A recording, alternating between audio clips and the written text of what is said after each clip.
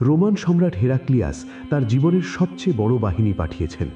লক্ষ্য একটাই, এই নতুন শক্তিকে চিরতরে থামিয়ে দেওয়া। কিন্তু আল্লাহর পরিকল্পনা ছিল ভিন্ন। মুসলিম শিবিরে তখন এক অদ্ভুত মুহূর্ত। যুদ্ধ চলছে, তলোয়ার ঝনঝন করছে।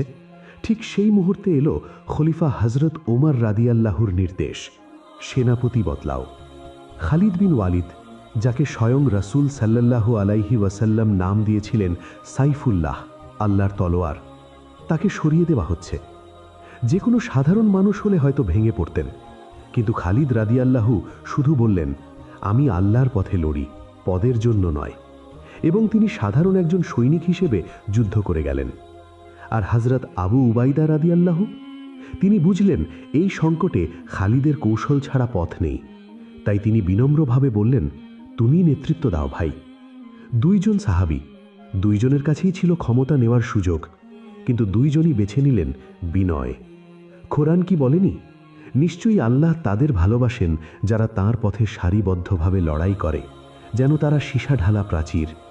সূরা আস-সাফ আয়াত 4। 5টি দিন কেটে গেল রক্ষণে, কিন্তু ষষ্ঠ দিনের ভোর হলো অন্যরকম। খালিদ রাদিয়াল্লাহু তার সৈনিকদের দিকে তাকালেন, ক্লান্ত চোখ, ধুলোমাখা মুখ, কিন্তু চোখে আগুন। তিনি বললেন, আজ জান্নাতের দরজা খোলা। এবং তারপর মুসলিম বাহিনী যেন ঝড় হয়ে আছড়ে পড়ল। একদিকে ইয়ারমুক নদী, আর একদিকে ইমানের তলোয়ার।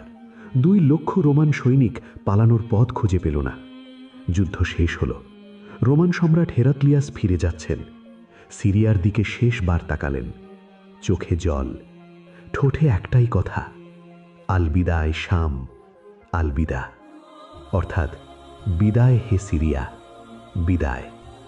আজ 1400 বছর পরেও সেই সিরিয়ার মাটিতে আজান ওঠে, সেই একই আজান যা সেদিন বিজয়ী সাহাবীরা দিয়েছিলেন। ইতিহাস একটাই কথা বলে, সংখ্যা দিয়ে নয়, অস্ত্র দিয়ে নয়, যুদ্ধ জয় হয় ইমানের জোরে।